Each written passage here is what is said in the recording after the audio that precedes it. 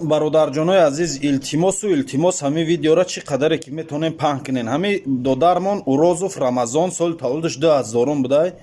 рӯзи 19 декабр соати 21:30 дар аэропорти Домодедов ай Тоҷикистон мепара мебиёд, аэропорти Домодедов мефуро ва ҳамуҷа беному нишон шудагай. То ҳозира дар ҷустуҷӯ қарор дора, пайдош кардан наметавонанд. модараш бениҳоят ғамгин шудагай. хулоса тамоми хешу таворо ҳама кофтуковуш карисиян, пайдош кардан натонистесиян. аз мардуме ки дар территорияи аэропорти Домодедов зиндагӣ мекунед, кор фаъолият мекунед ё ин ки дар Москва кор фаъолият мекунед, хоҳиш мекунам акси ҳамин додара хушрӯ назар кунед, мабодои ҳамин додара дар ягон ҷо мебинен ё дида бошен, дар рақамҳои дар рӯи экран буда хабар расонен, то ин ки хотири хонагиҳошон каме ҷамъ шавад.